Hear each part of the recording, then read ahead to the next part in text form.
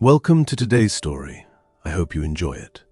Remember that if you do enjoy the story, to like and subscribe for more content like this. And please let me know any suggestions for stories you might want to hear in the comments below. Happy listening. Chapter 1. Night Shift on Line 4.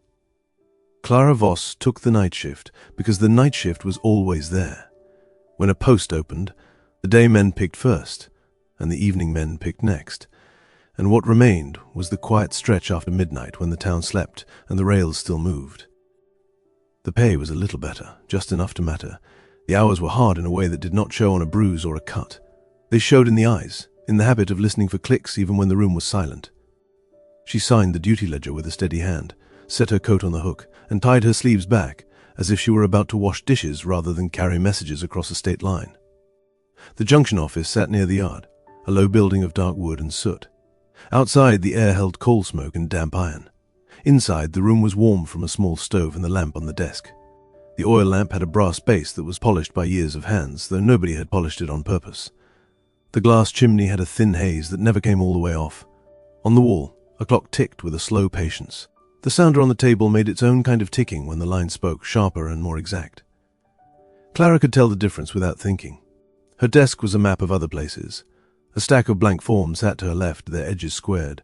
A ledger lay open in front of her, thick paper with lines ruled in faint blue. A tin cup held pencils worn down to stubs, and a proper pen that she saved for the official entries. Beside the ledger were the code sheets and the routing table, folded and refolded until the creases were soft.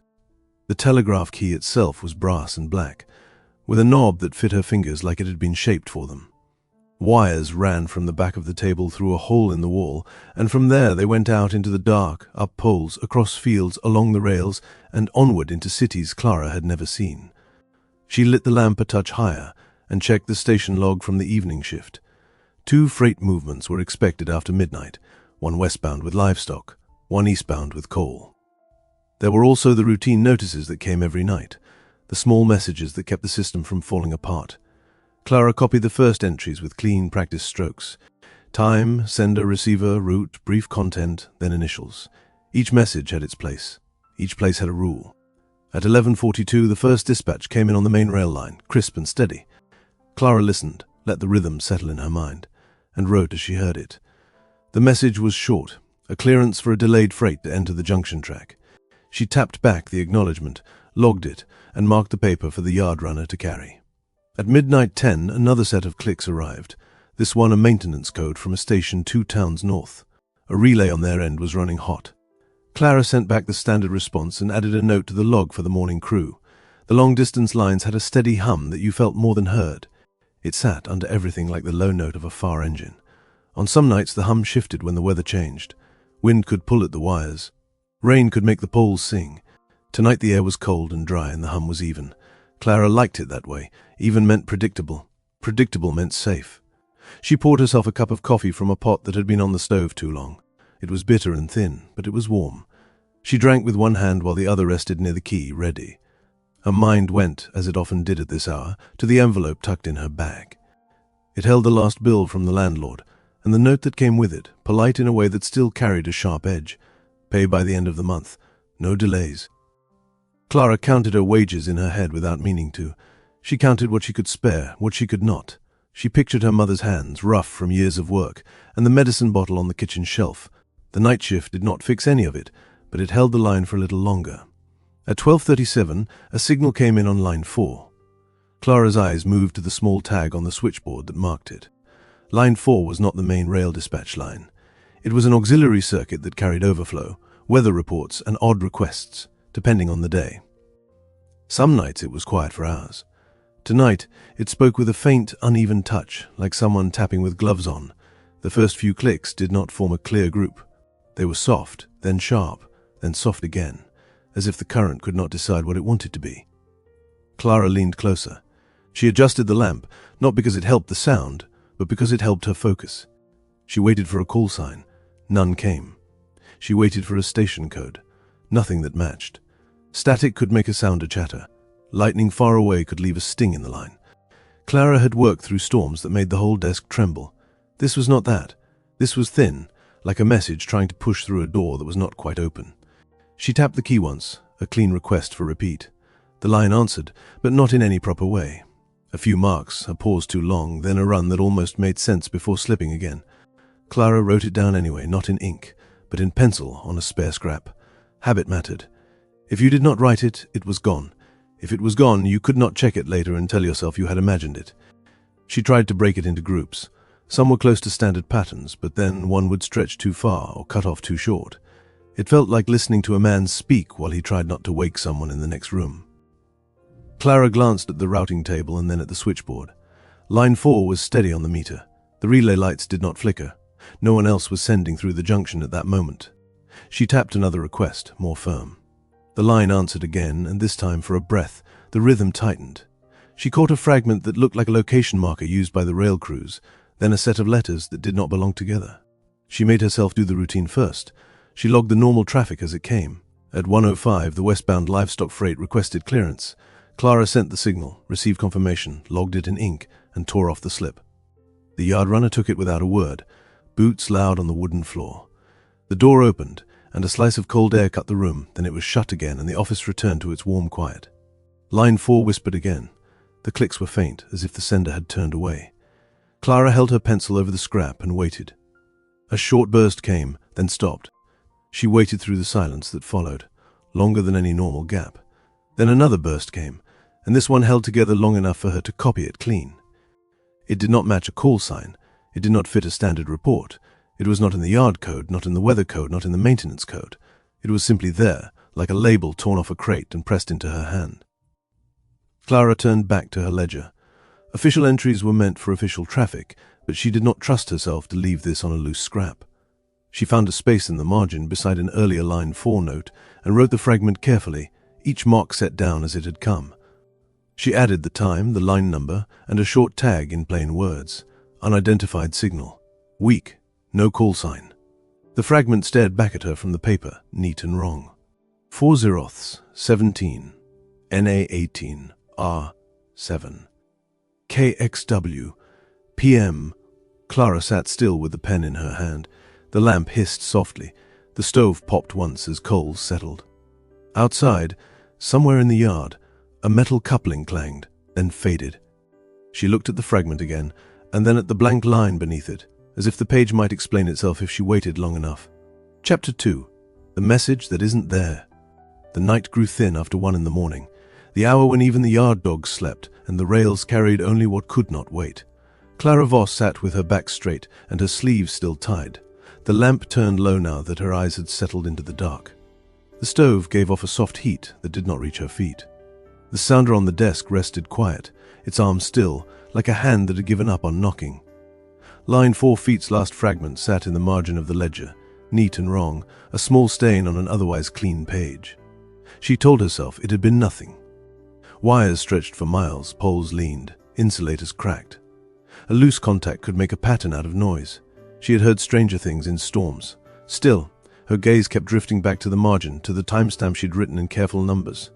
She traced the entry once with the tip of her pencil, not touching the paper, just following the shape of it in the air. At 1:28, the sounder moved. It was not a whisper this time. The first strike was clear, metal on metal, and it set her spine straight as a rod. Clara leaned forward at once. She did not touch the key. She let the line speak. The rhythm came fast, urgent, with no call sign ahead of it, no station code, no pause for courtesy, just a run of marks that pushed forward as if afraid of being cut off. She wrote as she heard it, pencil moving without thought. The pattern was short, tight. She knew the rail markers by heart, the way a seamstress knows the feel of cloth. This was one of them. She wrote the location group first, her hand steady, then the letters that followed. Stop! A pause too short for a normal break. Then again. Stop, stop.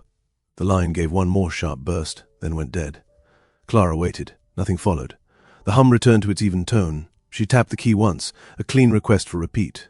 No answer. She checked the switchboard, eyes moving across the small tags and meters. Line 4 showed no fault, no flicker, no surge. She looked down at what she had written.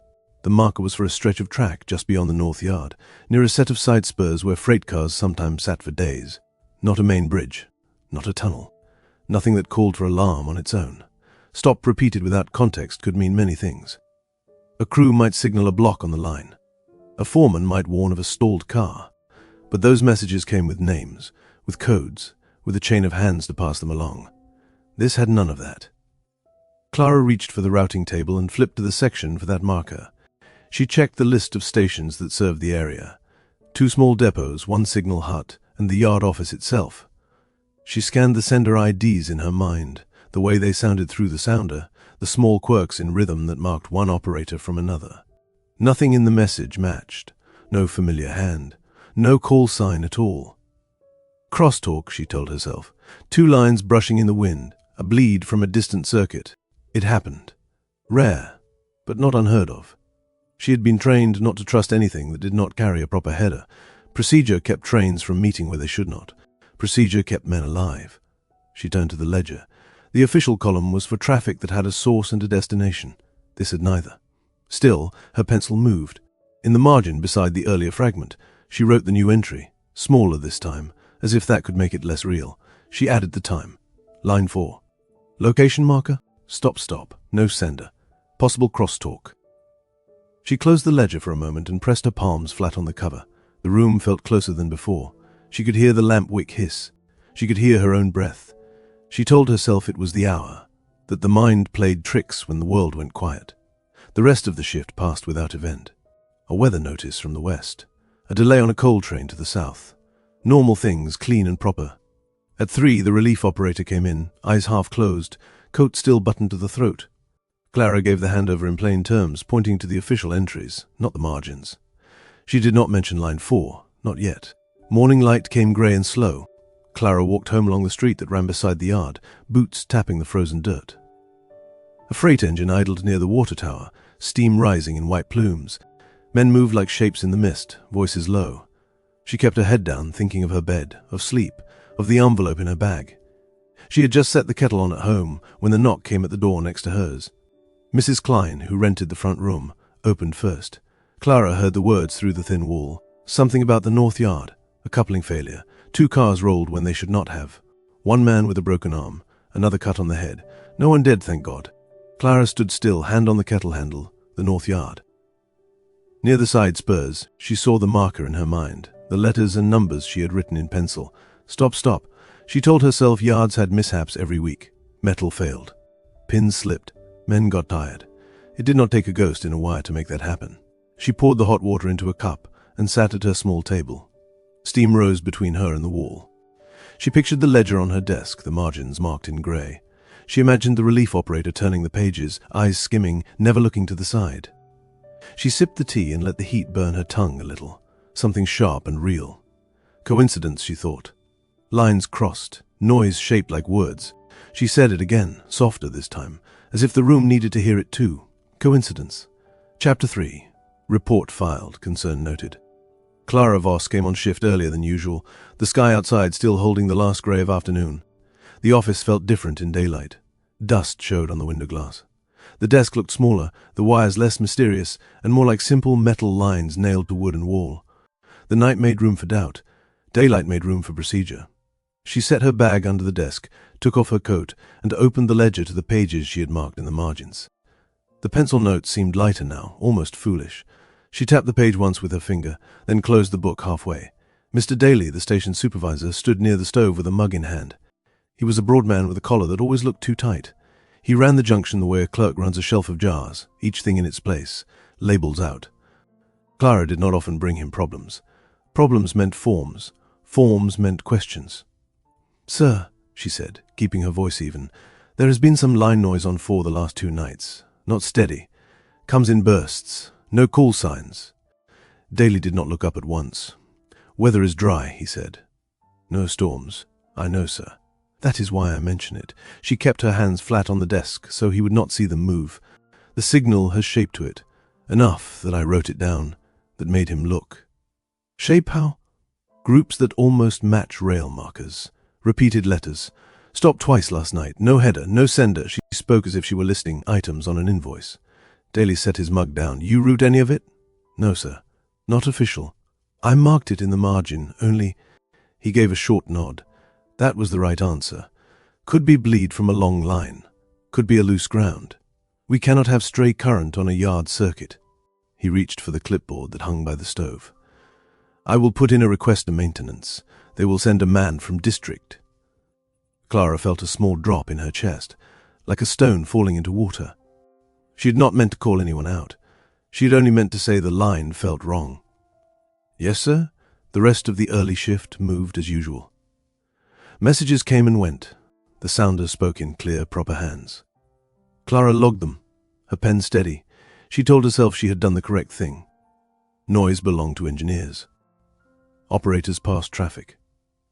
Near dusk, the door opened and a man stepped in with a leather case in one hand and a roll of canvas under his arm. He wore a dark jacket with the company badge pinned to the pocket. His hair was cut short, his face clean, his eyes already moving around the room as if measuring it. District maintenance, he said. Owen Mercer. Daly gestured toward Clara's desk. Line 4 noise. Operator Voss noted irregular traffic. Mercer gave Clara a quick nod, polite but thin. You, the one hearing voices in the wire. Noise, Clara said. Irregular signals. I wrote the times. She opened the ledger and turned it toward him, keeping her finger away from the margin notes until he asked. He did not sit. He set his case on the desk and opened it.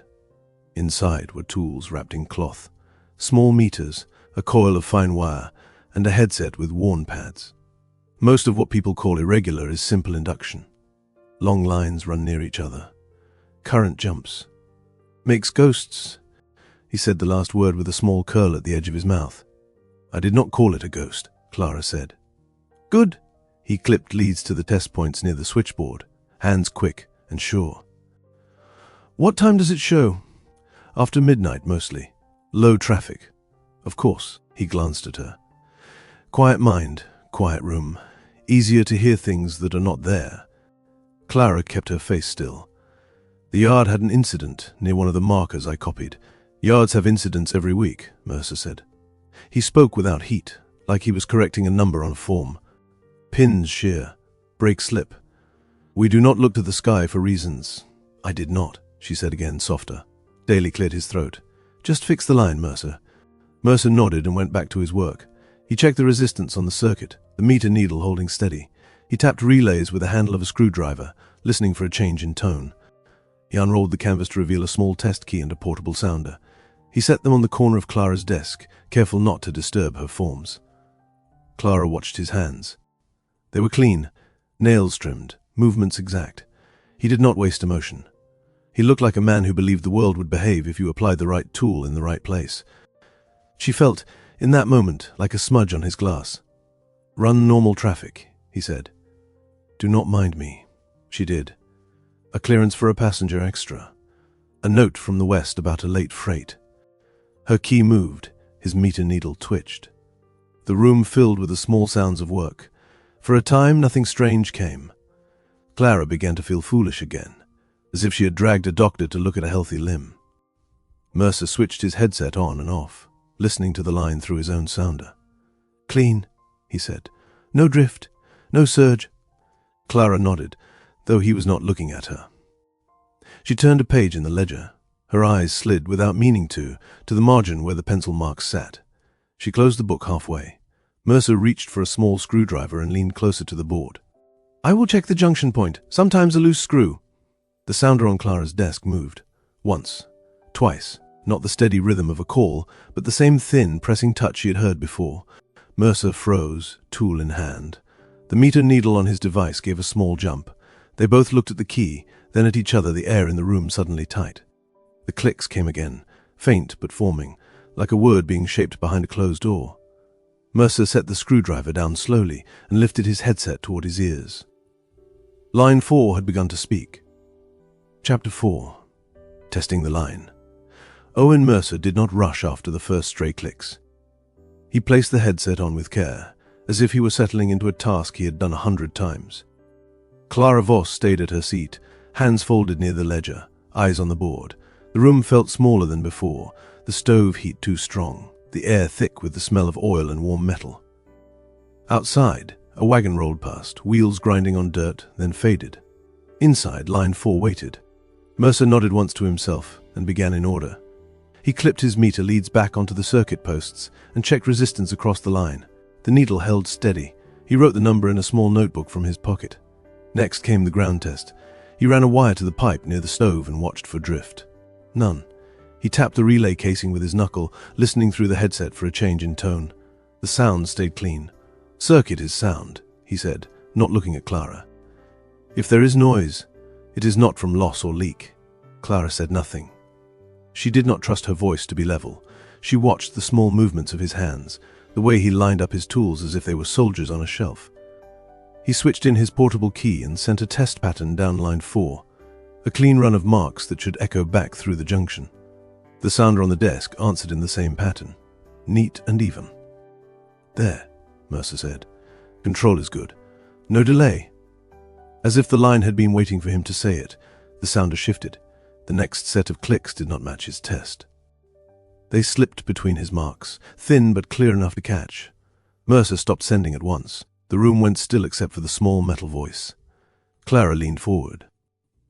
"That is it," she said, low. Mercer raised one hand for quiet, though she had barely spoken. He turned a small dial on his device and listened hard. The clicks came in a tight burst, then paused, then came again. No call sign, no header, just the run. Clara's pencil was already moving. She did not look at the paper. She wrote from the sound alone. Mercer pulled off the headset halfway. "Cross-induction," he said, but his tone had lost its earlier ease. Another line close by. "There are no heavy lines near this one," Clara said. "Not at this hour." He did not answer. He was listening again. The next group of marks held longer. Clara felt the pattern settle in her mind, the way a tune does when you know the next note before it comes. She split it into groups on the page. The first set looked like a time code used in dispatch, hours and minutes. The next set did not fit until she tried it against the bridge list she knew from memory. Her breath caught. "Say it," Mercer said, eyes still closed under the headset. 216, she said. "Bridge marker, north span, over Coldwater Creek." Mercer opened his eyes. "You are guessing—" She turned the scrap toward him. The marks sat there, plain as any other entry. "That is the marker. I know it." He took the paper, scanned it, then shook his head once. "Could be any number of things. Reflection from a long-distance trunk. A signal sent hours ago, bouncing back. At 2:16, she said. That is a time, or part of a maintenance code you do not know," he said. "You hear what you expect." Clara felt heat rise in her face. "I did not expect a bridge." The sounder spoke again, softer now, as if the line were losing strength. Mercer switched his test key back in and sent a clean break, trying to clear the circuit. For a moment the line went quiet. Then, between his marks, the thin signal pressed through once more. He stopped sending and looked at the board, not at her. "I will log this as interference from an unknown source," he said. "Recommend inspection of the pole line north of here." "And the bridge?" Clara asked. He set his notebook down with care. "We do not halt traffic on the word of a stray current. Not without a sender." She held his gaze. "It is not stray." He did not smile this time. "Everything is stray until it has a name." The sounder gave one last short run, weaker than before, then fell still. The hum under the room returned to its even tone. Mercer removed the leads from the posts and began to pack his tools, movements neat, face set. Clara looked down at the paper in her hand, at the time and the bridge marker written in pencil, and felt the same drop in her chest she had felt the day before. Only now someone else had heard it too. Chapter 5. The Bridge at Mile 62. The office stayed quiet after the signal faded, but the quiet had weight now. Owen Mercer closed his case halfway, then stopped, one hand resting on the leather lid. Clara Voss still held the scrap of paper with the marks on it. The lamp flame moved in a small wave as air from the stove drifted across the desk. "You cannot send that up the chain," Mercer said at last. His voice was low even. "A bridge check order stops traffic. That means delay reports, cost sheets, questions." "It is a time and a marker," Clara said. "Coldwater Creek Bridge, 216, or noise that fits what you already know," he said. "You know the bridges. You hear a number, and your mind fills the rest." She placed the scrap beside the ledger and smoothed it flat with her palm. "I wrote what the line gave. Nothing more." Mercer looked at the board, at line 4 feet's tag, then back at her.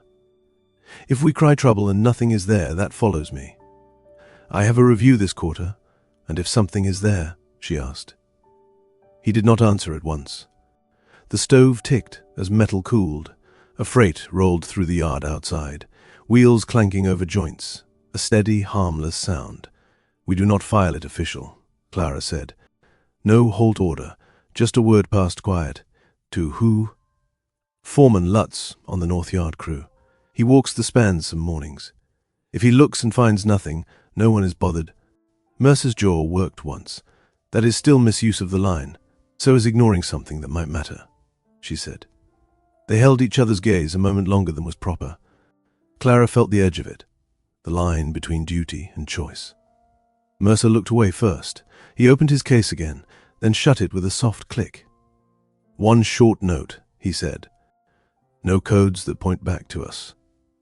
Clara turned to the key. She did not use line 4. She switched to a yard circuit that handled routine chatter between crews. She waited for a break in traffic, then tapped out a simple message in plain terms, the kind men used when asking for tools or a spare part. "Check north span at Coldwater Creek before first light." Possible loose plate. No urgency flag. She signed it with the yard office tag, not her own hand. A moment later a reply came, slow and sleepy. Lutz would take a look on his way out. Clara logged nothing. She switched the board back and folded her hands. Mercer watched her, eyes narrow, not angry, not kind. "You believe it," he said. "I believe I heard it," she said. He nodded once, as if that answer fit into a box he could label. We wait, then. The hours moved in their usual way, though neither of them felt usual. Traffic came. Clara logged it. Mercer checked the relay contacts one more time, as if to prove the line had no fault. They did not speak of the bridge again. The clock hands crept past 1, then past 2.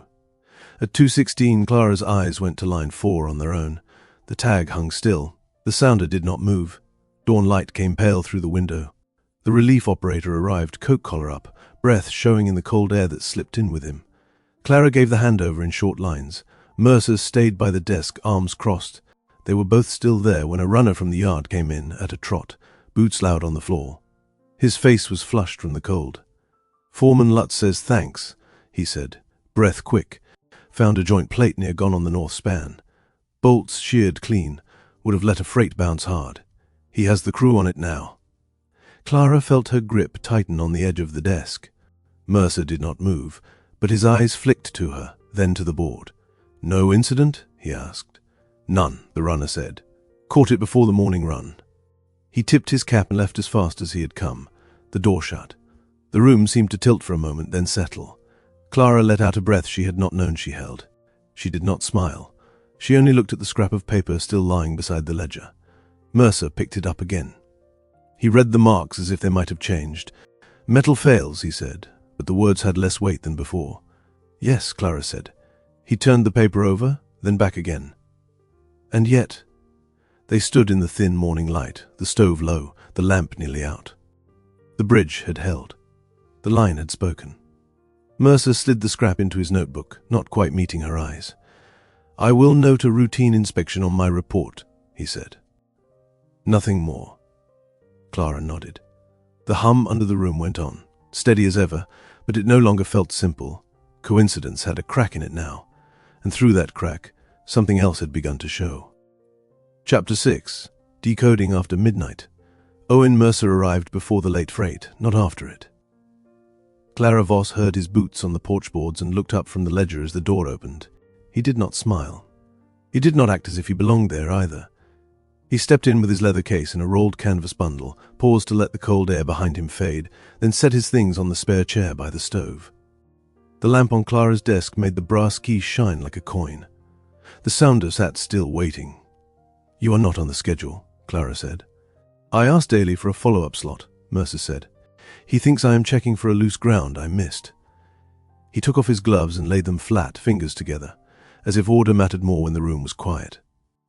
"If line 4 speaks again, I want more than ears and pencil." Clara pushed a tin cup of coffee toward him without asking. It was strong and bitter, the kind that could keep a person upright through a long hour. Mercer took it, nodded once and drank. His eyes went to the ledger, then to the margins where Clara's pencil marks lived.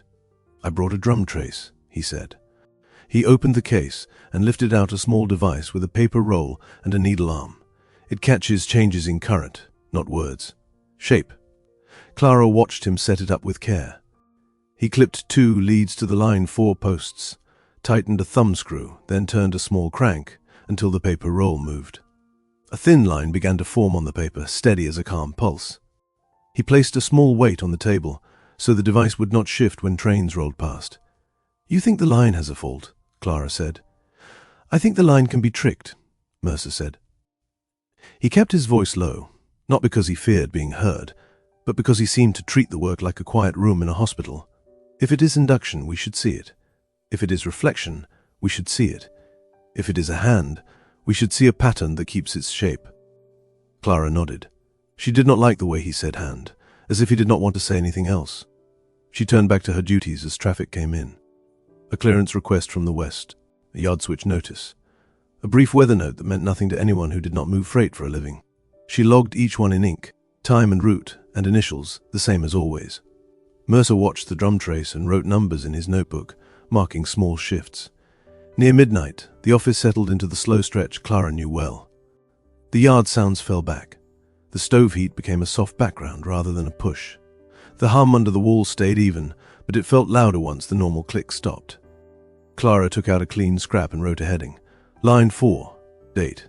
Then she drew a set of short columns for time, marks, and notes. Mercer did the same in his notebook, copying her layout without asking. At 12:38, line 4 stirred. It was not loud, but it was clear enough that Clara's shoulders lifted on their own. The sounder tapped a short burst, paused, then tapped again. Mercer leaned toward the device, eyes on the moving paper. The thin line on the roll jumped into small sharp peaks, spaced with care. "Even spacing," Mercer said, almost to himself. "Not like wind." Clara's pencil moved. She split the marks into groups, leaving space so she could try different meanings later. The message did not begin with any proper station tag. No call sign, no header. It started like a man walking into a room and speaking without greeting. Mercer reached into his case and took out a small headset. He clipped it to the line and listened closer than the desk sounder could allow. "There is a carrier under it," he said, "like another signal beneath a signal." Clara did not look up. "Does that mean 2 lines?" "It could," he said, "or it could mean 1 signal riding on a stronger one." Line 4 pressed on. The marks came in tight sets, then broke apart, then returned. Clara caught a number, then another. Not a rail marker she knew, not a yard tag. The letters that followed were worse, half-formed, as if the center kept slipping. Still, the same pieces tried to come back, like a person repeating a warning that nobody will take. Mercer held his pencil above his notebook, then began to copy the marks too, slower than Clara but careful. The 2 of them worked in parallel, both listening, both capturing, both trying not to miss the small gaps that meant as much as the clicks. The line went quiet for a few breaths, then snapped again with a sharper burst. Clara felt her skin tighten. This set had a clearer word inside it, or close to one. She wrote the letters as they came, then circled them. "Stay," she said under her breath, then stopped. Mercer glanced at her page. "Say it." "Steam," Clara said. "Or close. It might be a false fit." Mercer did not mock her this time. He only looked back to the headset and listened harder. Another burst came, and the same letter shapes returned, rough but there. "Steam." Then a group that looked like the short tag used for the mills south of town, the district that worked late and loud and never slept in full. Clara set her pencil down for a moment and reached for a code sheet that listed local industry tags. Her finger slid down the page until she found the line she wanted. The letters matched well enough to make her stomach turn. "Mills," she said. Mercer wrote it down. His jaw moved once, and he rubbed the side of his thumb against his forefinger, a small habit that showed stress. "If we send another quiet note, Daly will notice," he said. "If we do nothing and it happens," Clara began. "We do not have enough," Mercer cut in, but not harsh. "We have a district tag and a word. No street, no building, no shift number that makes sense." The sounder clicked once, soft and alone, like a final tap on a door. Then nothing. The hum under the walls returned to its steady bass, and the drum trace line smoothed out, as if the last few minutes had not happened. Clara stared at the page, at the broken groups and the circled word. She could hear her own breath and the faint tick of the wall clock. Mercer took off the headset and set it down slowly, then pulled the drum paper forward and tore off the section with the spikes. He placed it beside Clara's notes, aligning the edges. "You keep a clean desk," he said, almost by accident. Clara blinked. "If I do not, the ledger gets stained." Mercer nodded. "My mother kept a clean kitchen even when she was tired. She said mess makes a hard day harder." Clara did not answer that directly. "My mother keeps pins in her mouth when she sews," she said. "She says it keeps her hands free." Mercer's mouth twitched, almost a smile, but not quite. "Sounds risky." "She has done it since she was young," Clara said.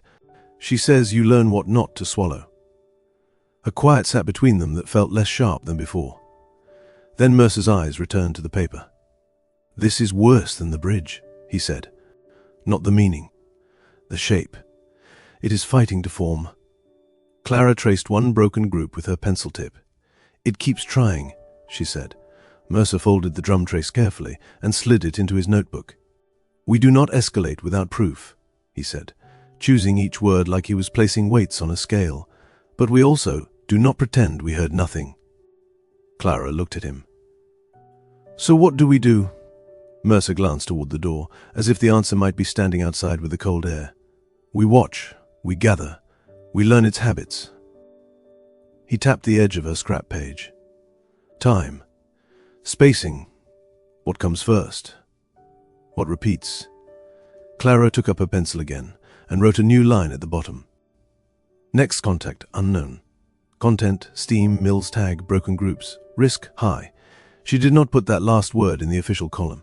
She kept it in the margin where the truth seemed to live lately. They sat in silence for a long minute, two tired people sharing a desk, listening to a line that had no reason to speak, and yet had spoken anyway. Chapter 7. Official Notice. The notice did not come with a raised voice. It came the way trouble often came in offices, in clean paper with a neat signature at the bottom. Clara Voss found it clipped to the duty ledger when she arrived for her shift, tucked between the cover and the first page, as if someone had been careful not to bend it. The paper was thick, company stock, with the district seal pressed in the corner. Her name was typed in plain black letters. Report to supervisor. End of shift. She stared at it for a moment longer than she should have, then slid it out and folded it once. The fold made a small crackling sound that seemed too loud in the room. She set it beside her bag under the desk. Her hands were steady, but her throat felt dry. Owen Mercer arrived later than usual, near midnight. He stepped in, saw the set of Clara's shoulders, and knew something had changed. He did not ask right away. He hung his coat, set his case by the stove, and took out his notebook as if he were here for ordinary work. Clara kept her eyes on the board. "They know," she said finally. Mercer's face tightened. "Daily? District," Clara said. "Paper." "Not a talk." Mercer took a breath through his nose and nodded once. "All right." For the first hour they worked in silence. Clara handled traffic and logged it in ink, clean and proper. Mercer sat at the spare table and checked a relay contact with a small tool, something harmless enough to justify his presence. Neither of them touched line 4. The code sheet stayed folded. The drum device stayed in his case. At 2, a man came in from the yard office with a lantern and a clipboard. He was not one of the runners. His coat was better, his boots cleaner. He carried himself like someone who had been told to see and report. He spoke to Clara without greeting. "Operator Voss. Mr. Daly requests you see him at shift end," he said, though she already knew. His eyes moved across the desk. "Also, Mr. Mercer, you are asked to attend a district review at 7 sharp. Mercer's eyes did not change, but Clara saw the small tension in his jaw. "For what purpose?" "Line compliance," the man said. "Routing discipline. Unauthorized traffic." He looked at Clara's ledger, then at Mercer's case. "Nothing personal. Policy." He left without waiting for reply. The door shut. The cold air faded. The room felt tighter than before. Mercer sat back in the chair, hands on his knees. 7 sharp, he said. "They want to remind me what they can do." Clara kept her gaze on the sounder. "They want to remind me I can be replaced." Mercer glanced at her. "Do not give them extra cause." Clara gave a short, dry laugh that had no humor. "I have not." Shift end came with the grey edge of morning. Clara carried the ledger to Daly's office, a smaller room behind a half wall. The stove in there was hotter, as if heat could keep authority strong. Daly sat at his desk with a stack of papers and a cup of coffee that looked untouched. "Sit," he said. Clara sat, hands folded in her lap. The folded notice was on the desk in front of him. Another paper lay beside it, a copy of the ledger page, not the main column, the margin. Someone had looked at her pencil marks and made them official by copying them. Daly tapped the paper once. "We have had a report from District. They have concerns about line discipline." Clara kept her face still. "I reported noise, sir." "You reported noise, yes," Daly said. "Then you began keeping side notes that suggest you are tracking patterns and making meaning. That is not your job." Clara's mouth went dry again. "I kept notes so I could give maintenance the times." Daly looked at her over the rim of his glasses. "Do not insult me. Maintenance has its own logs. District does not want operators inventing warnings. Warnings cause panic. Panic causes delays. Delays cost money." He leaned back. "You are a competent operator. That is why I am not writing you up today. But I am telling you clear. You stop. You log only proper traffic in the proper place. You do not keep margins like a diary." Clara felt heat rise in her face, but she kept her voice level. "Yes, sir." Daly's tone softened by a small amount. Not kindness, more like habit. "There are many applicants who can tap a key. Do you understand me?" "Yes, sir." He nodded, as if the matter was settled. "Return to your work, and if you hear noise, you report it as noise. Nothing else." Clara left his office and stepped back into the main room. Mercer was there, coat on, case shut, ready to go to his district review. He looked at her face and did not need details. "They warned you," he said. Clara nodded. "No more margins." Mercer's mouth tightened. "My review will be the same. They will talk about protocol and say my name with a pause before it, like a threat." He took a step toward the door, then stopped. "We have to stop." Clara did not like the relief she heard in that, as if part of him wanted permission to quit the mystery and go back to clean work. She also did not like the hollow that followed. "Yes," she said, because saying no would not change the truth. Mercer opened the door. Cold air rushed in. He stepped onto the porch, then paused as if he had forgotten something. The sounder on Clara's desk struck hard. Not a soft tap, not a thin whisper. A sharp, solid burst that snapped through the room like a slap. Clara froze. Mercer turned back, one foot still outside. The clicks came fast, urgent, with the force of a strong current behind them. No call sign, no header, just the run. The lamp flame wavered. The relay light on the board flickered once. Clara's hands moved on their own. She grabbed a scrap and a pencil. Mercer shut the door with a quick motion and crossed the room in 2 steps, eyes wide now, not with fear, but with shock that the line would dare speak after the warning. He dropped his case on the floor without care and leaned in close, listening. The message hammered on, longer than any before, the rhythm tight and clear enough that Clara could split it into groups as she wrote. She caught a time code, then a location marker that made her stomach drop. Not a bridge, not the yard. The factory district again, but sharper, with more detail. Then the word that stood out like a nail. "Stop," repeated, not twice but over and over, as if the sender knew that one word was all they could force through. Mercer swallowed once. "That is not reflection," he said, voice rough. Clara kept writing. Pencil flying, the page filling fast. Her heart beat hard in her throat.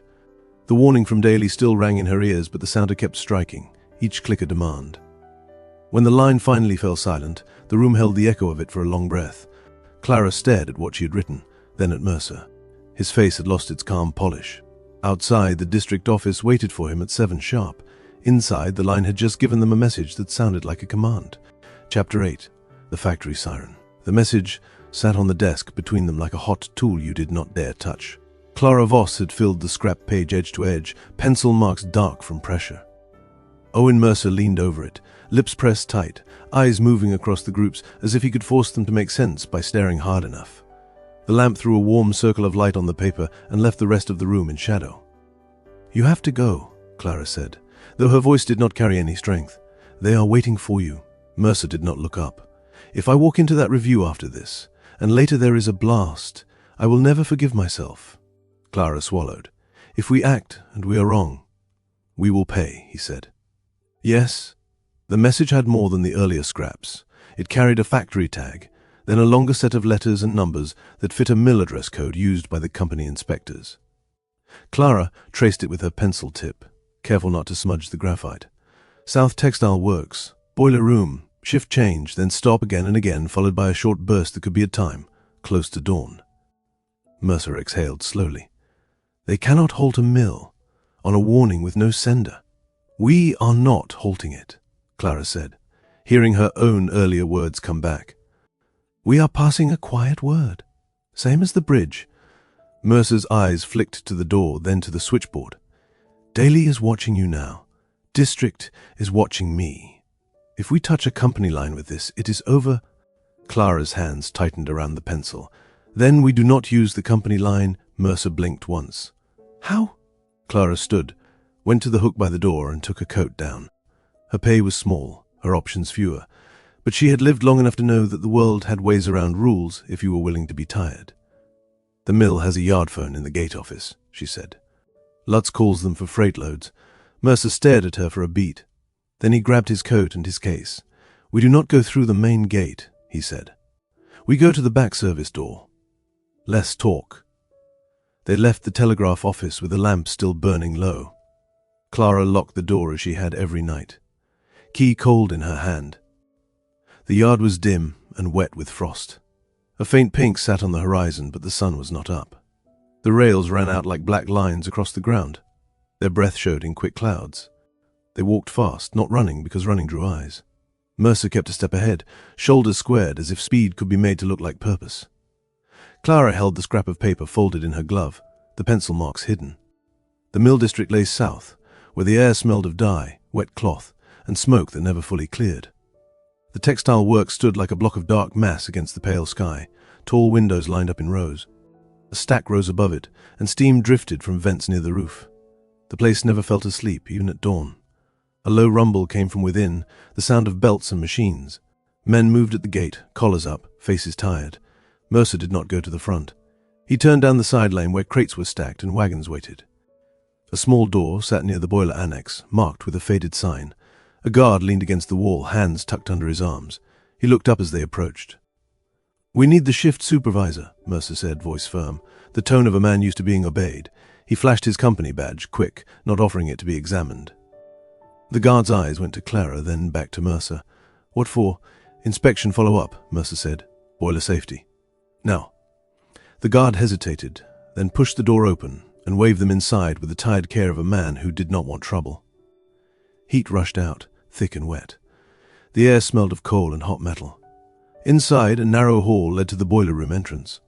The noise grew louder, a steady throb. A man in a grimy apron and cap stood near a clipboard, shouting orders over the machinery. Mercer stepped in front of him and raised a hand. I need the supervisor, Mercer said again. The man's eyes narrowed. I am the shift lead. Who are you? Mercer glanced at Clara, and Clara unfolded the scrap page just enough to show the code group she had circled. We received a warning tied to this annex, she said. She kept her voice low, tight, as if speaking too loud could make it real too soon. Boiler room, near shift change. Steam. The shift lead stared at the paper, then at her face. From who? Clara did not answer the question because she could not. Mercer stepped in. I cannot give you a sender, he said. I can tell you this. Check the pressure valve and the feed line now. Clear the walkway along the south wall. Keep men away from the relief pipe. The shift lead's mouth opened as if to argue. Then a sharp hiss cut through the background rumble, high and wrong. It lasted only a second, like a warning breath. The lead's eyes snapped toward the boiler bank. He did not waste time after that. He barked orders rough and fast. Clear the line, out, out, move away from the wall now. Keep the floor open. Men looked up, confused, then saw his face and moved. One worker stumbled and was yanked back by his collar. Another tried to go closer, and the lead shoved him away with a hard hand. Clara's heart hammered. Mercer stood still, eyes locked on the gauges mounted above the pipes. One needle vibrated, a small shake that did not belong. The sound came again, louder, a crack, then a roar. Steam burst from a joint near the relief pipe, white and violent, filling the air in an instant. It slammed into the space where men had been standing minutes ago. The force rattled metal. A wrench flew, clanged, and skittered across the floor. Two men near the far end of the room caught the edge of the blast, knocked backward by the push and the heat. They cried out, hands up to faces, but they were alive. The main group had cleared the center walkway. The shift lead had pushed them back behind a thick wall column. Clara's ears rang. Her eyes watered from the steam. Mercer grabbed her elbow and pulled her a step farther from the spread, his grip firm, protective without thought. Alarms began to ring, harsh bells. A siren outside took up the call, rising into the cold dawn, loud enough to shake the window panes. Men ran with valves and tools. Someone shouted for the fire crew. The shift lead moved like a man who had seen worse and did not want to see it again. When the blast settled into a screaming leak and then into a controlled vent, the room became a chaos of motion and wet heat.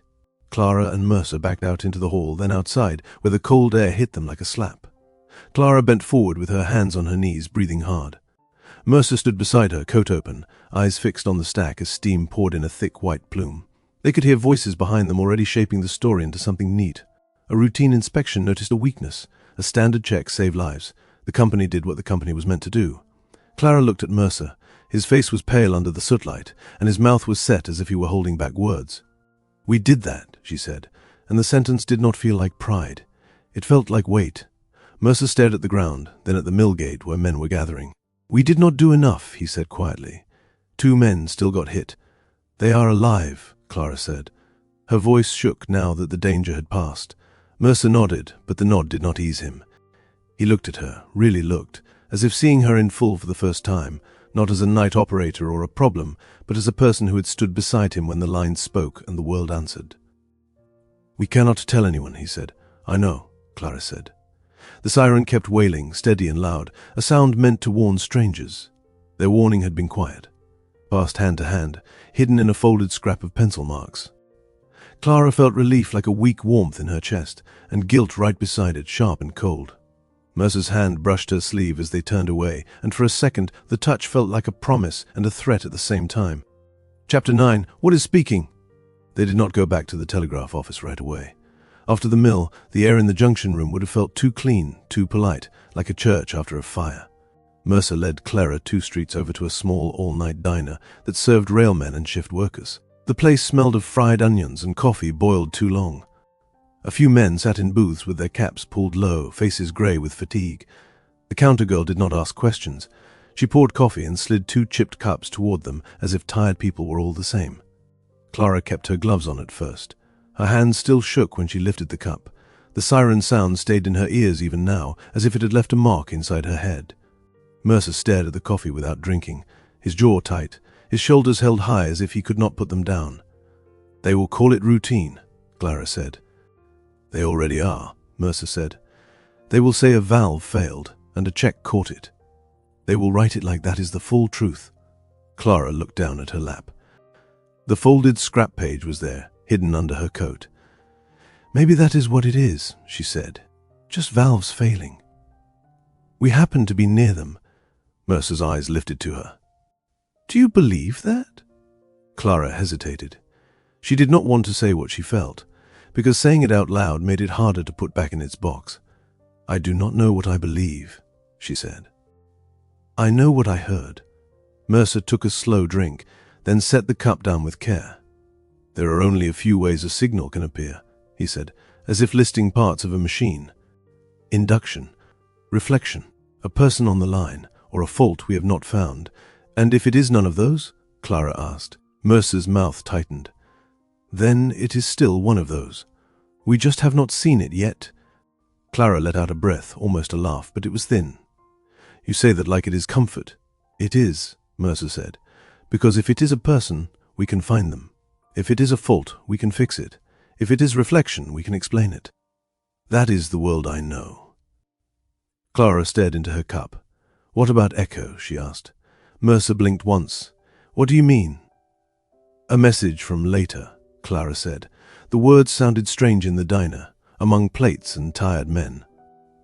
"Not a ghost, not a spirit, just the line carrying a thing that has not happened yet." Mercer held still. "That is not how current works." "Are you sure?" Clara asked. She did not push it as belief. She pushed it as a question, the only kind of courage she had. "You said reflection. You said signals can bounce." What if they bounce from a place that is not just far, but ahead? Mercer stared at her a long moment, then looked away toward the window, where dawn light made the glass look pale and dirty. "There are theories," he said at last, and the fact that he admitted it at all made Clara's chest tighten. "Men in universities talk about time like it is a rope you can pull. They write papers. They do not stand in boiler rooms." Clara nodded. "So you think it is a person?" Mercer's eyes came back to her. "I think it could be a prank.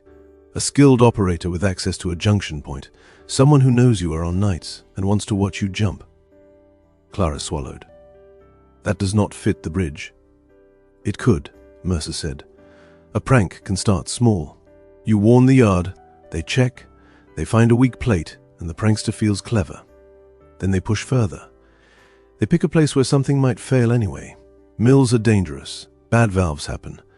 They gamble." Clara's face went cold. "You think someone is gambling with people?" Mercer did not answer right away. He rubbed his thumb along the rim of the cup, a small, repeated motion. "People do worse than that," he said finally. "I have seen men cut corners that cost lives. Not because they want death, but because they want comfort, or pride, or to look smart." Clara's hands tightened around her cup. "Then why does it have no call sign?" she asked. "Why does it never claim a station? Because it does not want to be traced," Mercer said. Clara stared at him. "And what if it is not a prank? What if it is not a man at all?" Mercer's eyes narrowed, but not with anger, with fear. "Do not go there," he said. Clara felt something rise in her chest. Not defiance, but a need to name the empty space. "I grew up with my father telling me, 'The dead do not speak,'" she said. "He said the world is what you can touch.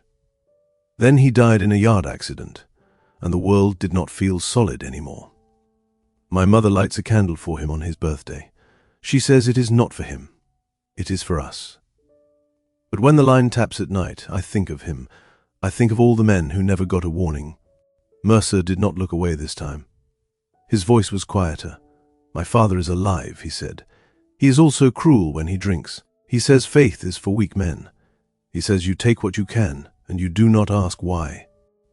Mercer's jaw clenched. "I left home because I did not want to become him. I built my life out of rules and proofs. If I can explain a thing, it cannot hurt me." Clara let his words sit. The diner sounds filled the gap. Forks on plates, a low cough, the counter girl calling an order. "So what is it?" Clara asked. Mercer looked down at his hands. "It might be clustering," he said, using the kind of word that belonged to his world. "Accidents happen, often enough that a few will line up with your notes. You notice the matches, not the misses." Clara nodded slowly. "And yet we did not miss the mill." Mercer's eyes lifted again. "No," he said, and the single word carried more weight than a whole argument. Clara reached into her coat and pulled out the folded scrap page. She placed it on the table between them and opened it enough for the pencil marks to show. "If it is clustering," she said, "we treat it like noise and stop. If it is a person, we find the sender. If it is echo, we learn how it behaves." She paused. "If it is something else, we still learn how it behaves." Mercer stared at the pencil marks, then at her face. "You want to anticipate," he said. "Yes," Clara said. "Not just react. It keeps repeating words. It keeps pushing the same way. It has habits." Mercer's mouth tightened, but there was a new look behind it, not dismissal, something closer to careful attention. "Habits," he repeated. He took out his notebook and opened it on the table, ignoring the fact that the coffee ring might stain the paper. He began to write a list, short lines. Times, strength, repeated groups, places. Clara watched him, and a strange calm settled over her, not because she had answers, but because she was no longer alone in the question. The line had spoken. The world had answered with steam and sirens. Now they had to decide what to do with a voice that did not have a name. Chapter 10. Audit of Line 4. The audit began the way storms began, with a change in the air before the first hard drop. Clara Voss felt it in the way Mr. Daly stopped making jokes, in the way the yard runners stopped lingering by the stove, in the way the day operators kept their eyes on their ledgers and did not look at the margins. Rumours moved faster than any signal. A clerk in district had heard that strange traffic was riding a yard circuit. A foreman had bragged after the bridge check. Someone at the mill had whispered that a company man showed up before the blast. None of it was proof, but none of it sounded harmless either. Clara came on for her shift and found the office cleaned too well. The desk had been wiped. The spare paper stacks were squared. Even the brass lamp base looked brighter, as if someone had rubbed it with a rag until their hands hurt. The smell of soap sat over the usual oil and coal. On the wall, a new notice hung beside the schedule, printed in stiff type. Line discipline review. Comply with all policy. She kept her face still and sat down. She did not open her own notebook. She did not touch the code sheets. She logged the first messages of the night in ink, clean and simple, as if she had never written anything in pencil in her life. Owen Mercer arrived a half hour later, but he did not come to her desk. He stood near the switchboard, hands in his coat pockets, watching the meters with a calm he had practiced. His case stayed shut. His eyes met Clara's once, just long enough to say without words, "Do not." At midnight, the door opened and a stranger stepped in. He was older than Mercer, with a narrow face, a trimmed mustache, and a coat that fit like it had been tailored for inspection rounds. He carried a leather folder and a small metal box with a company seal stamped on the lid. He did not stamp snow from his boots. He did not glance at the stove. He looked straight at the desk and the board, taking inventory with his eyes. "Operator," he said to Clara. "Engineer." He nodded once to Mercer Harlan Pike, District Compliance. Daly followed him in, shoulders tight, smiling in the stiff way men smile when they are worried about their own chair. "Mr. Pike is here to review line 4, Daly said. "Routine." Pike's eyes flicked to Daly, then back to Clara. "Show me the ledger," he said. Clara slid the book across the desk with both hands. She kept her fingers away from the margins, as if the paper might burn. Pike opened it and turned pages with a careful thumb, scanning times, routes, and initials. He paused once, then twice, at places where Clara knew her pencil marks used to live. They were not there now. She had torn those pages out earlier and burned them in the stove at home, watching the graphite curl into ash. Pike looked up. "You keep clean records," he said. "Yes, sir," Clara said. "Do you keep any private notes?" he asked. "No, sir," she said. It was true now, and the truth tasted bitter. Pike nodded as if he had expected the answer either way. He set the ledger down and opened his metal box. Inside were 2 small meters and a set of leads. He moved with slow care, the way Mercer moved, but without warmth. "We will monitor the circuit for irregular traffic," Pike said. "No off-book use, no personal signals, no tests unless ordered." His eyes went to Mercer. "Engineer Mercer, you will assist?" Mercer nodded once. "Yes, sir." Pike set 1 meter on the table and clipped it to line 4. He set the other on the board and watched the needle like it was a witness. "Operators normal," he said to Clara. "If you hear anything unusual, you report it to me at once." Clara wanted to laugh. She did not. She returned to her work, hands steady, eyes down, listening to normal traffic. The office felt crowded with silence. Even the stove seemed quieter. Mercer stayed on the far side of the room, near Pike, hands visible, posture straight. Clara could feel his attention without looking. An hour passed. Then another. Pike asked for routine checks, and Mercer complied, saying numbers in a flat voice. Resistance normal, ground stable, relay response within range. Pike wrote each line in his folder. Clara felt the line under the room, the hum that never stopped. She wondered if it would speak in front of Pike out of spite, or if it would go quiet like an animal when a stranger entered the barn. At 2:47, line 4 made a faint click. Clara's pencil paused over an official entry. Her heart hit once hard, then steadied. She did not look at the switchboard. She did not look at Mercer. She listened. A second click came, then a third, not in a clean group, but in broken starts. It was the same thin voice, but choked, like it was pushing through mud. Clara's mouth went dry. Pike's head lifted at the sound. Mercer's shoulders stiffened. Pike leaned in, eyes on the meter needle. "There," he said. "That is induction. Hear the uneven strike. That is wind—" The sounder clicked again, sharper, then slipped into a run that almost formed a word before breaking. Clara's pulse climbed. She knew that rhythm. She could feel it. Pike looked at Clara. "What do you hear?" Clara swallowed. If she said it was a message, Pike would demand a full log. He would demand a sender, a trace, a reason. He would pull in daily.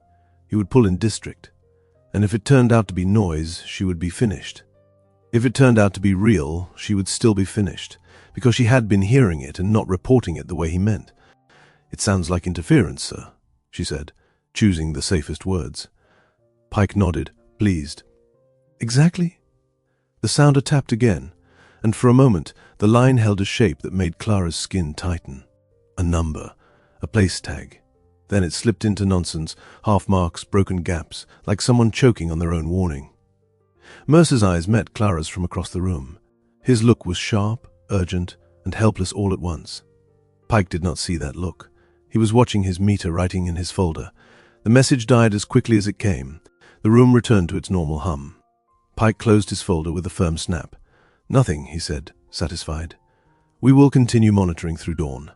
Clara nodded and returned to her ledger, hands steady by force. The garbled signal sat in her mind like a splinter. It had tried to form in front of the inspector and failed. Either the line was breaking or it was learning to hide.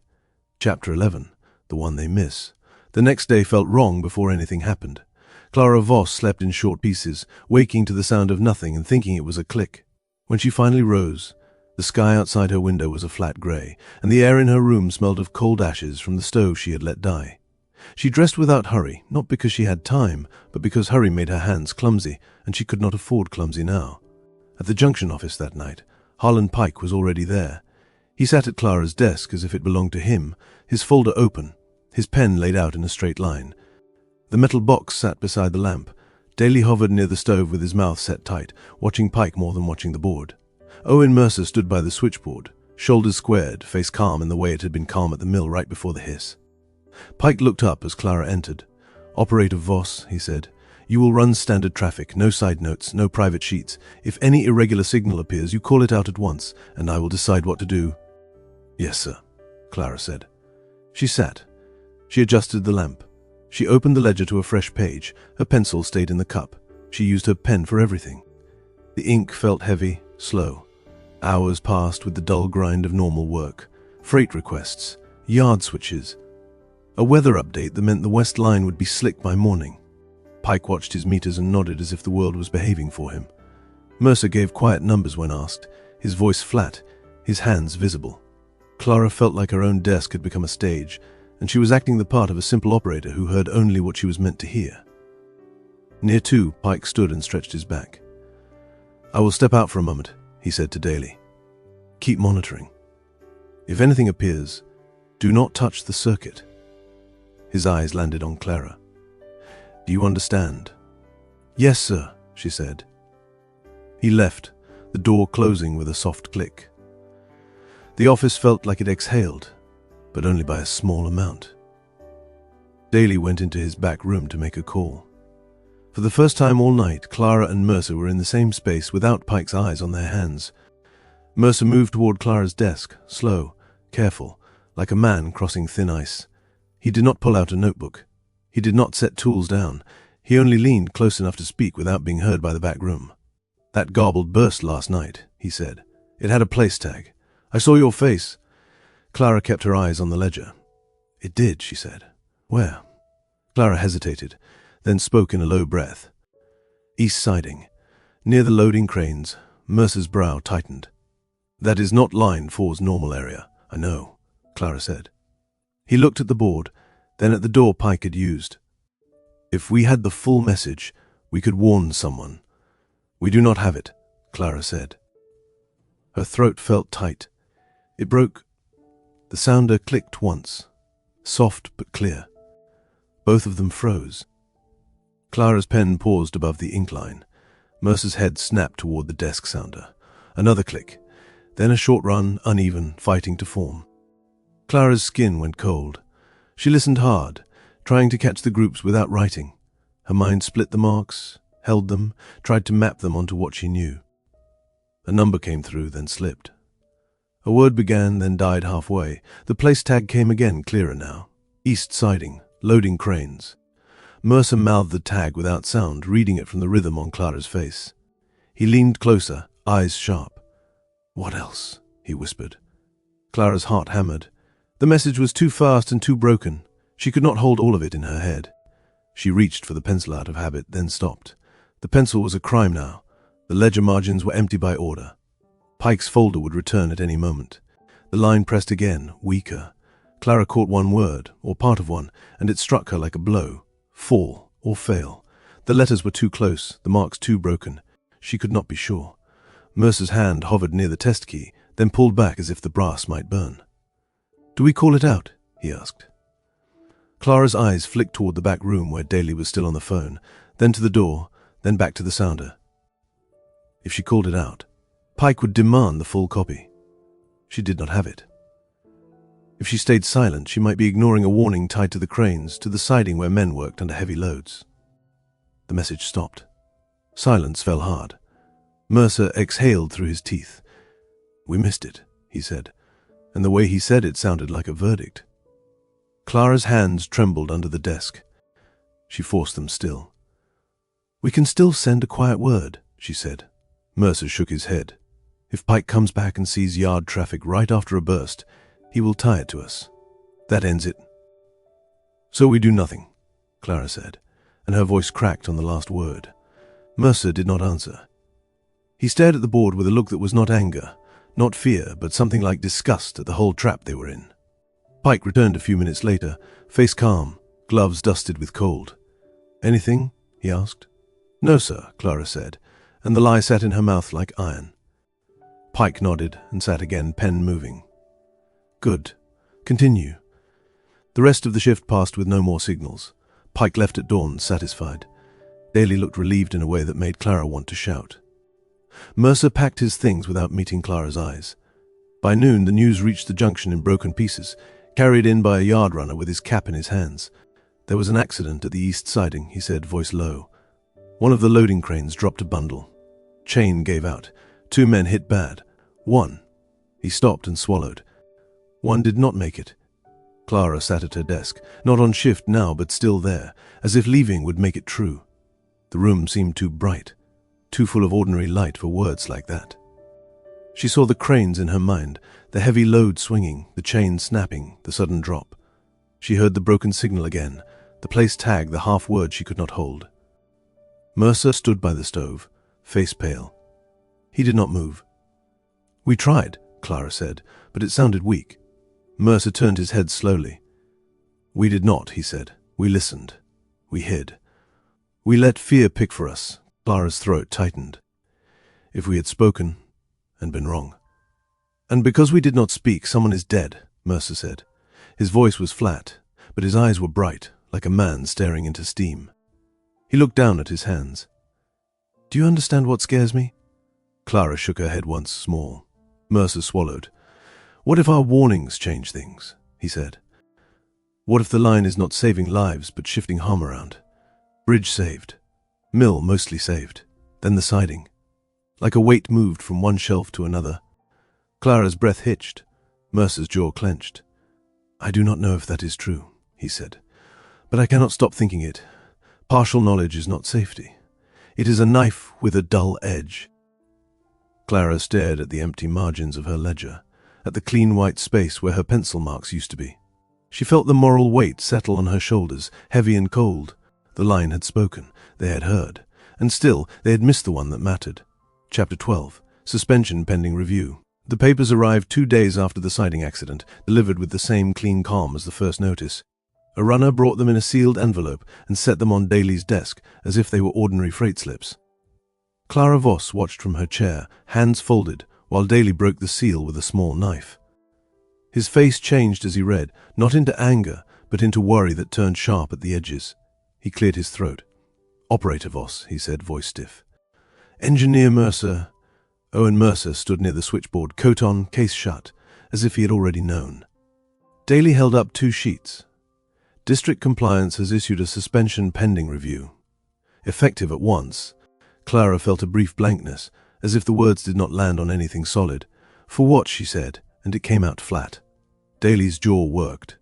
Unauthorized traffic, off-protocol use, improper record-keeping. He looked at her ledger, the clean columns, the empty margins. They have evidence. Mercer stepped forward one pace. What evidence? Daly hesitated, then slid one sheet across the desk. Clara leaned in and saw a typed summary of a yard circuit message, stamped with the district seal. It was the bridge caution. Another line below it referenced a call to the Millgate office, recorded by the yard phone clerk. A third note mentioned repeated irregular checks on line 4 outside assigned maintenance windows. Names were not listed, but the times were. The times matched Clara's nights. Clara stared at the paper until the letters blurred. How, she whispered. Daly's eyes flicked away. Pike pulled call logs. He reviewed yard notes.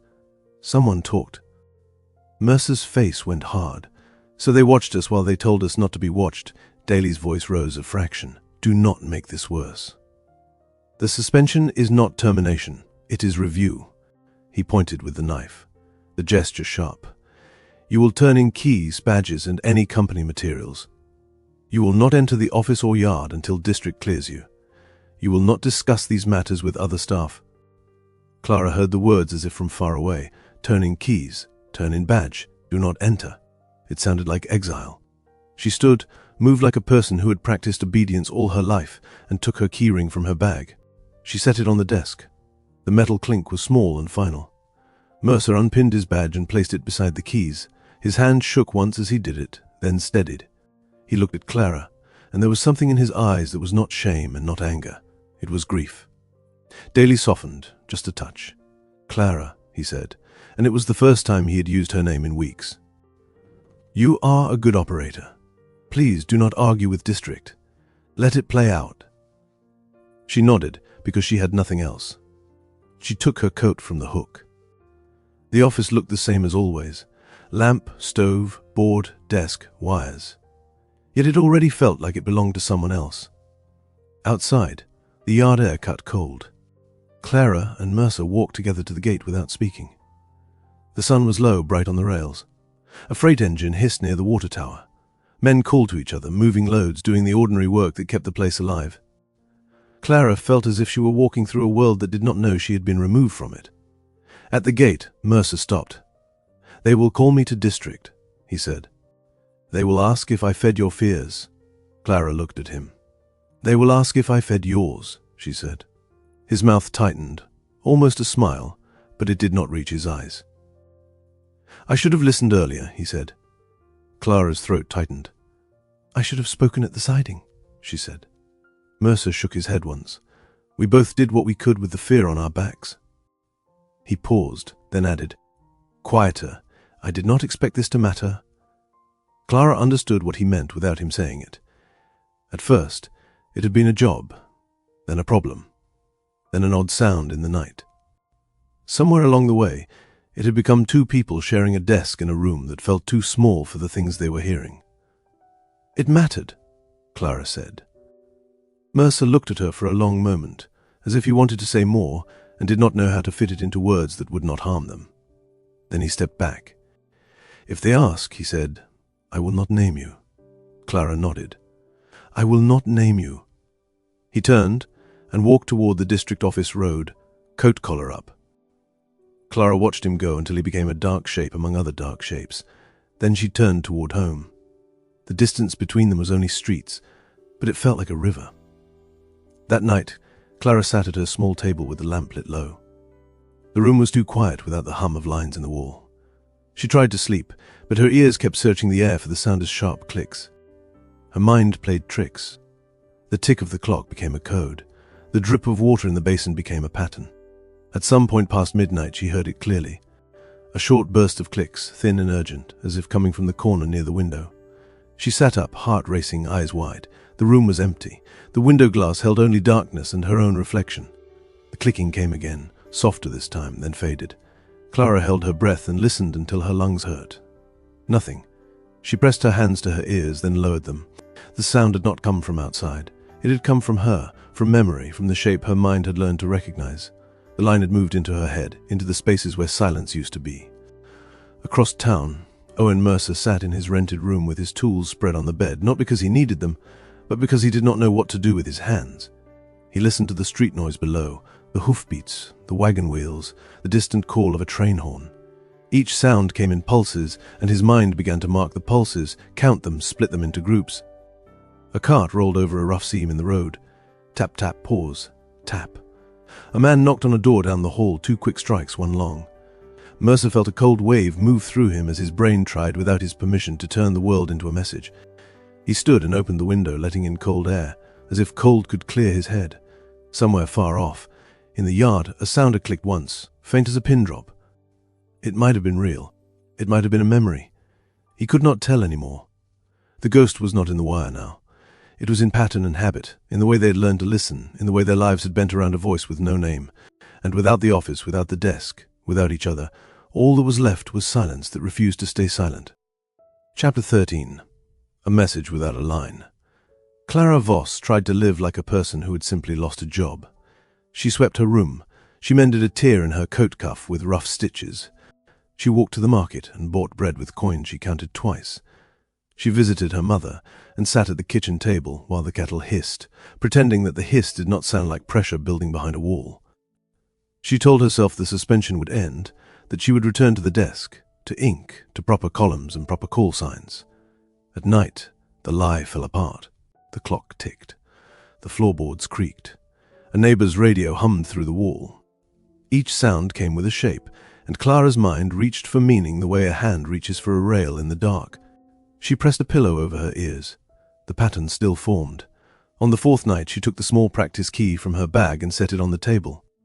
She had bought it years ago from a retiring operator who had been clearing his drawers for rent money. It was a simple thing, a small brass lever on a wood base, meant for training fingers, not sending traffic. It was not connected to any wire. It could not speak to anything. It was dead metal. Clara placed it anyway, because her hands felt empty without it. She sat with the lamp low and her cup of tea cooling beside her, and she tapped the key lightly, not sending, not calling, just letting her fingers move. Mark, pause, mark. A habit, a way to calm the body. At first it was nothing. Just the soft click of metal on metal, the sound her own hand made. Then she noticed her tapping had begun to follow a rhythm she had not chosen. She stopped. The silence held for a breath. She tapped once again, and the rhythm returned as if it had been waiting. Clara's skin tightened. She lifted her hand off the key and stared at it. Dead metal, no wire, no current. She put her fingers back and tapped slower, testing.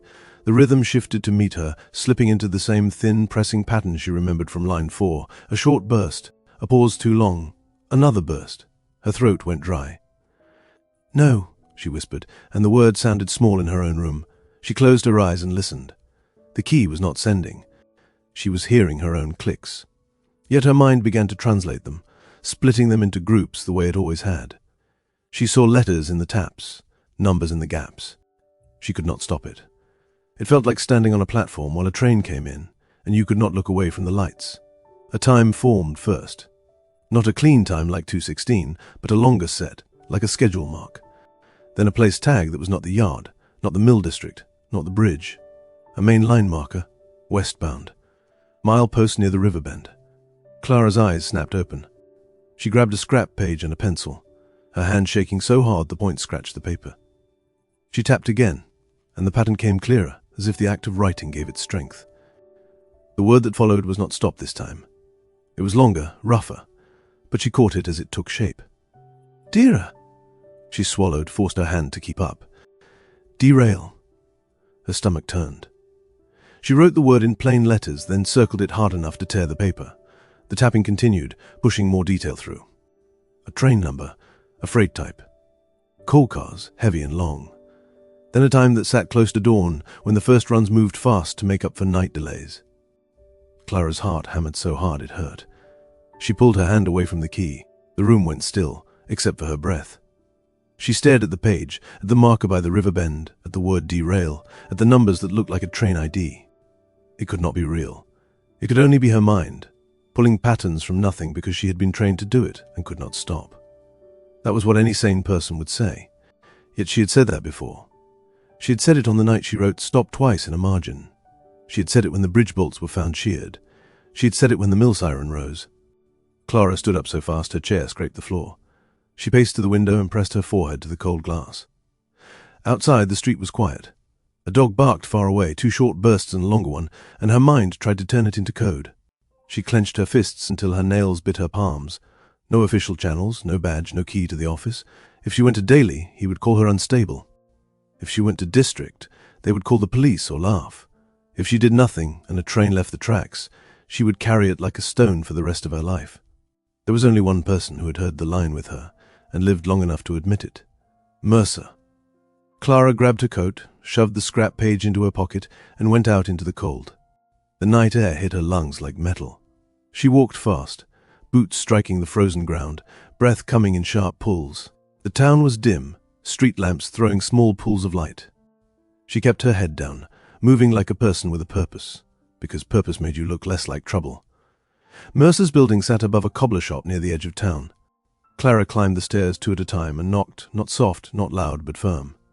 Then she knocked again. Footsteps came. The door opened a crack. Owen Mercer's face appeared, unshaven, eyes tired, collar open as if he had been half asleep. He stared at her like she was part of a dream he did not want. "Clara," he said, voice rough. "You should not be here, I know," she said. She pulled the scrap page from her pocket and held it out. Her hand shook. "I got a message." Mercer's eyes dropped to the paper. His face changed, not into belief, but into the sharp focus he wore in the office when something was wrong. He opened the door wider and let her in without another word.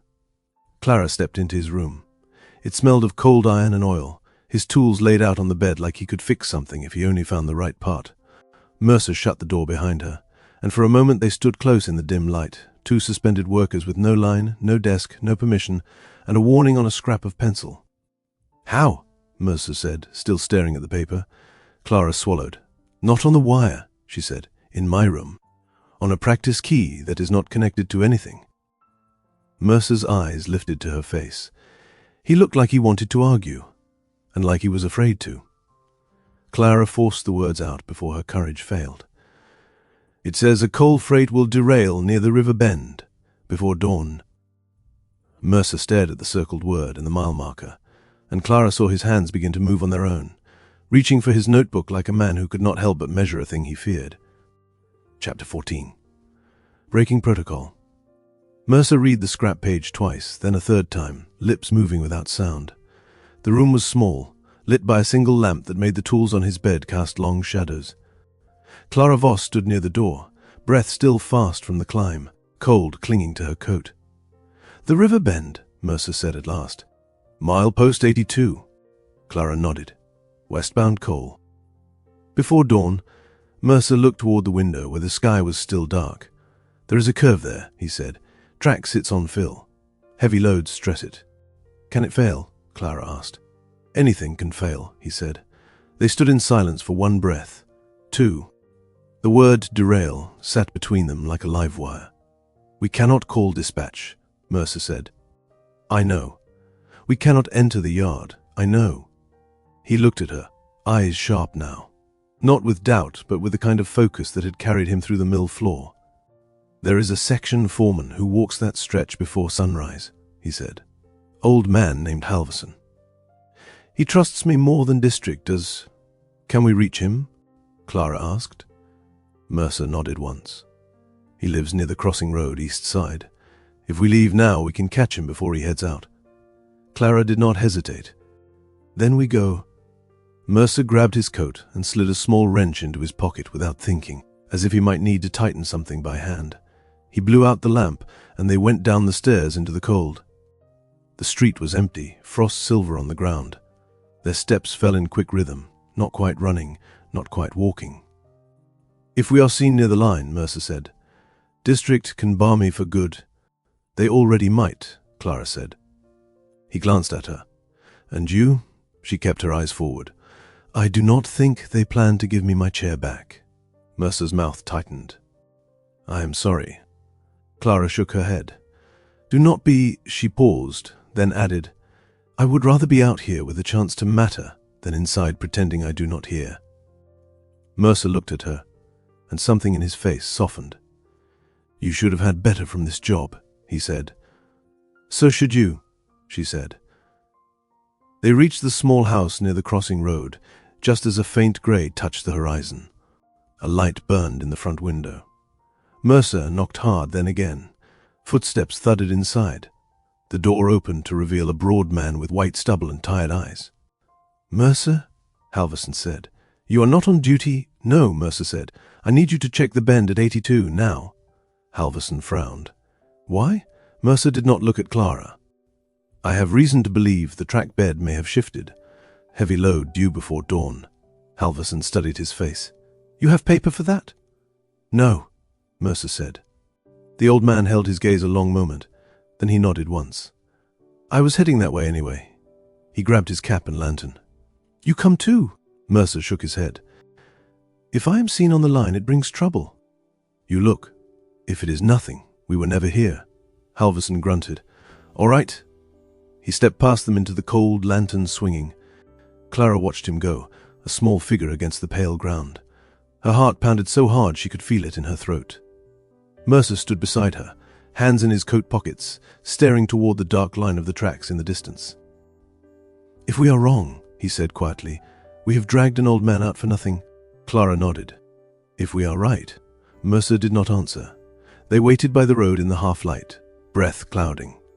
The world felt held between two beats. A train horn sounded far off, low and long. Clara's stomach twisted. "Do you ever wish," Mercer said, voice rough, "that we had never heard the first click?" Clara thought of the bridge, the mill, the siding, of the empty margins and the blank chair. She shook her head. "No," she said. "I wish we had heard sooner. I wish we had heard the one we missed." Mercer swallowed. "I have spent my life believing if I follow rules, I stay safe," he said. "Then you came along with a margin note and broke the shape of my world." Clara gave a small, tired smile. "You broke mine too," she said. "I thought I was just a woman tapping keys in the dark. Turns out I was listening for something bigger." Mercer looked at her, really looked, in the grey light. "I do not want you to face this alone," he said, and the words came plain, not dressed up, not soft. "You are here," Clara said. He nodded once. "Yes." In the distance they saw Halverson's lantern stop near the bend.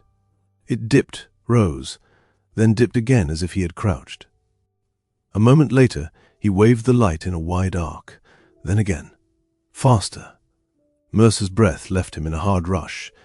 "He found something," he said. A second horn sounded, closer now. The coal freight was on its way. Halverson's lantern swung in a wild circle, then moved onto the track, a clear danger signal to any crew who knew the rules of light. Clara grabbed Mercer's sleeve. "Will they see him in time?" "They have to," Mercer said, voice tight. "They have to." They stood together in the cold dawn, hands brushing, hearts pounding, watching a small light fight a heavy train, knowing that this choice, this step off the path of rules, had bound them to each other in a way no office ever could. Chapter 15. Static. The coal freight came out of the grey like a moving wall. Clara Voss felt it before she saw it, a low vibration through the frozen ground, then the heavy roar of steel on steel. The headlight cut a pale tunnel through the morning mist. Owen Mercer stood beside her at the roadside, face tight, eyes fixed on the bend where Halverson's lantern swung in frantic arcs. The engineer on the train blew the horn, long and hard. The sound rolled across the fields and made Clara's chest ache. The freight did not slow fast, not with that much weight behind it. The rails sang under the load, a harsh note that rose and rose. Halverson moved off the track at the last second and kept waving the lantern from the gravel shoulder. The headlight swept over him, white and flat, and then the train was there, cars clattering, coal dust puffing from seams. The first cars hit the bend and shuddered. Clara saw the line of wagons behind the engine sway like a spine under strain. For a breath it looked like it might hold. Then a sharp crack split the sound, different from the usual clatter. The third car lurched, metal screamed. The wheels climbed a fraction, then dropped hard. One car tipped, not fully, but enough to yank the next one out of line. The train did not fold into a full ruin, but it broke open like a seam ripped by force. Two cars jumped the rail and skidded into the frozen dirt, throwing up a spray of gravel and black coal chunks. Another car stayed upright but twisted, couplers strained, sparks spitting where steel scraped. The engineer hit the brakes again, air hissing, wheels shrieking. The engine dragged the line forward another few yards before the weight finally obeyed. When the motion stopped, The world held a sudden quiet that felt unreal, as if someone had turned down the volume on life. Then came the aftersound, steam venting, men shouting, a distant bell from the crossing.